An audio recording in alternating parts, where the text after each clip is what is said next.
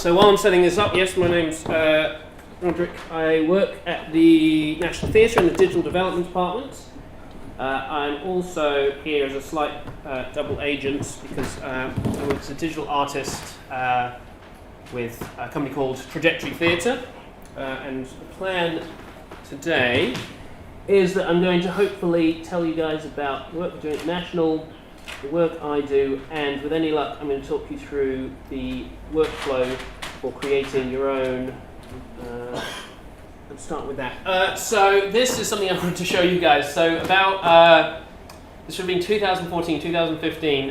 This is I guess you could call it a VR device that I made. This is using an iPhone 5, a pair of safety glasses, and a lot of gaffer tape. This is basically my first foray into VR. And all it did was use a feed from a security camera, project that into an eye mask. It was rubbish, but it kind of got me interested.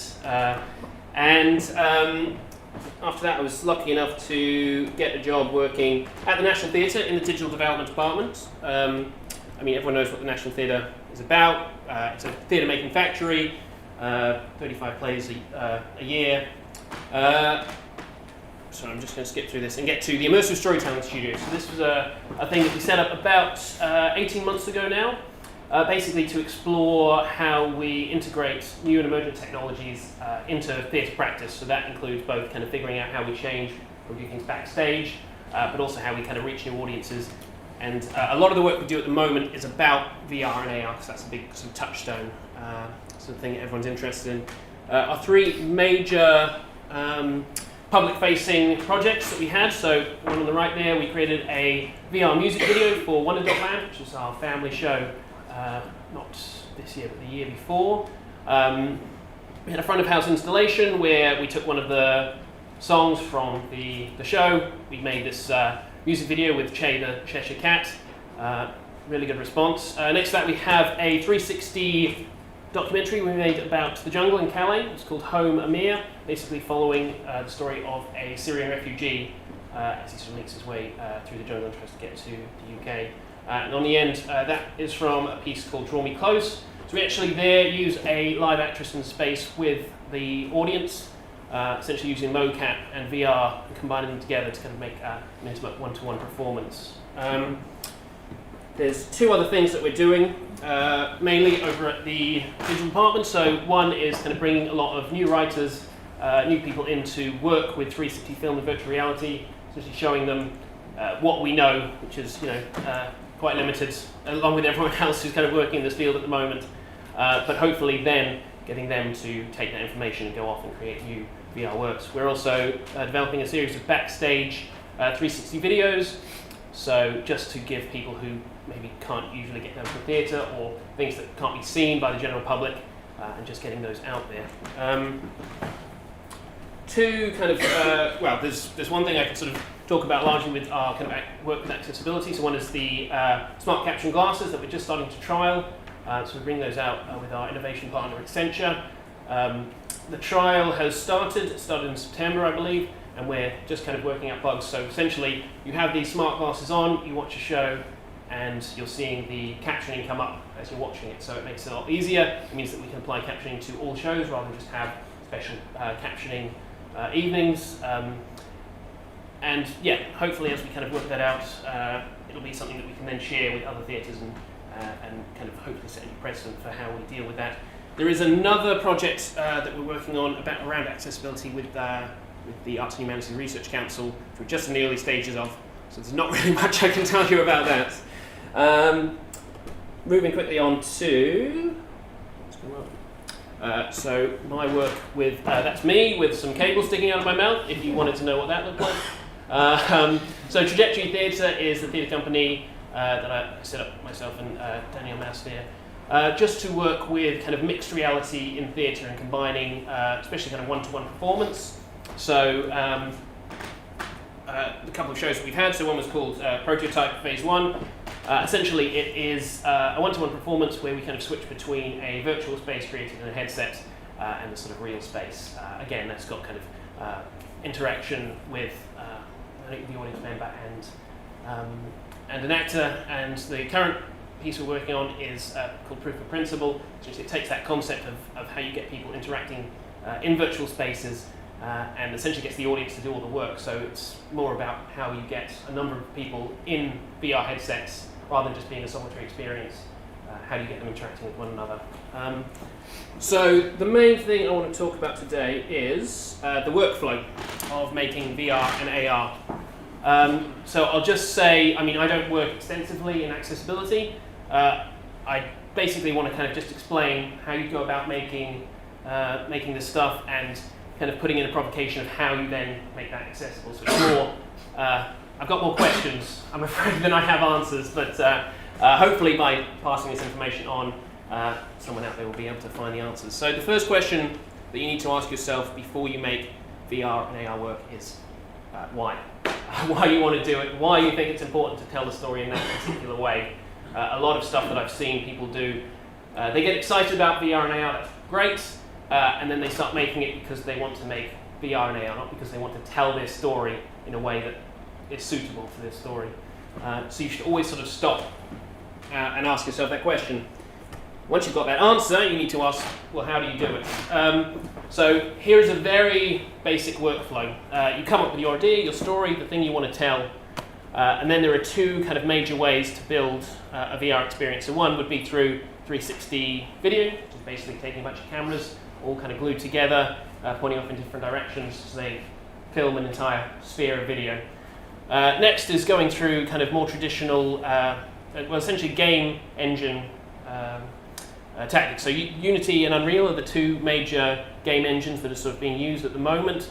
Essentially, you can sort of branch out from that, but there's a lot of people building towards these two game engines in particular. The third thing that you need to think about, and especially as kind of creatives and people coming from the theatre, is what is your distribution? How is the audience going to see the thing that you're making, essentially? Is it going to be for home? Is it going to be something that someone can download and watch? Is it going to be something that's a front of house installation? Is it going to be a piece of theatre? I mean, there are other options besides using headsets. So as you can see there, that's just an iPhone there that's using ARKit. So essentially, you don't need to necessarily lock people into a headset. There's other ways that you can kind of display the things that you want to show. And it all depends about the story that you want to tell. Like I say, the story you want to tell and the reaction you kind of want to get from people. So just to go sort of more in depth about 360 video. So this is kind of a breakdown of 360 video scenes. So what you get is an equirectangular sort of image. When you put that into a program that can recognize 360 video, it's going to wrap that into a sphere. What this means is that you don't really need a 360 camera in order to make 360 video. You can actually do it with any editing software that will allow you to change the aspect ratio to a sort of 2:1. So some of the first work we did as Trajectory Theatre, we couldn't afford a 360 camera. So we took a bunch of green screen footage and we just edited it, so it kind of worked in this way.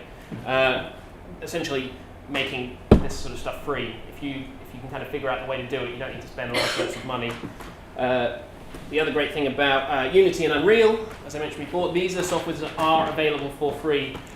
If you're not creating sort of really big games, I think you have to have a turnover of less than 10 grand or something like that for the work you're making. You can use these software for free. There's thousands of hours of tutorial videos on YouTube. If you want to just sit down and learn how to do this stuff, it's not as complicated as it looks. It's possible to do, and possible to do with no money. In terms of, so I got some really good quotes. There was a survey that was done by the Disability Visibility Project, essentially looking at people who use VR who have accessibility issues. There is a number of sort of things at the build stage that you kind of need to think about. So visual impairment is a big one. If you're thinking about how you're actually making your menus, if you've got anything like that, if you've got small fonts. I think there's a great quote there at the top, which is basically that the technology is getting better. People are able to make better screens, higher pixel density, and then as a result of that, they make things that are kind of harder to see, especially for people with visual impairment. The other thing is that, so this came up when we did the last session here, as someone talked to me and they said, well, how do you sort of create this stuff for someone who perhaps is completely blind? Is there some way that you can make this technology still appealing to them? And I think the answer is yes. I don't know how. I don't know what you could do, but I mean, there's great things you can actually do with 360 sound, so just using the technology that's kind of there already and figuring out how you can, I don't know what the answer is. In terms of, so just something I wanted to kind of point out in terms of the two different sides of this. So this was the installation we did for Wonder.Land at the National Theatre. So we had 90,000 people come in and experience this VR music video. So that's more people than actually saw the show itself. So with something like that, we really managed to get people through. We really managed to make that available. On the other side of the spectrum, you have this piece here, which is a VR piece which just received a special Oscar, the first one since Toy Story in 1996. No one's seen this, I'll be honest. I think there's probably about 200 people in the world who've seen this experience because it's massive, it's huge, it takes so many resources. It's playing in, I think, Milan and LA are the only two places in the world that you can see it. You've really got to think about what resources you're putting in, what you need in order to sort of create the experience that you want, and how you're going to allow people to access that. This is sort of another couple of quotes from this survey. You've also got to think about, essentially the problems that you might have with accessibility in VR. Quite a lot of the time they align with the problems you might have just with anyone using it. You've got to think about safety. Are there wires that people are going to fall over? If there's wires, how do people in wheelchairs deal with that? I think a major problem with the technology at the moment and where it's going is that the tech companies are trying to build experiences that are sort of more real. And in terms of what people with disabilities have to say about that, quite a lot of the time that tends to cut them out. So things like, I think is the quote there, we might have been in the previous slide, where someone basically says, I don't have a left hand, so it's impossible for me to use two controllers, which is, something that you might think, well, that's obvious, but how do you get around that? Is there different ways that you can map out the control systems that you're going to use to allow people to still be able to use it? And there is a video that I was going to show, but I don't think I have enough time. I'm getting the shut it down. But just because there are these issues, it doesn't mean that there's really great stuff that you can sort of do. I just love that quote. I think the VR is not just for me; it's for every handicapped person. That is a very quick rundown of how you make VR. If you do have any questions, I'm around and can usually answer things better if I'm not trying to talk at 100 miles an hour. But thank you.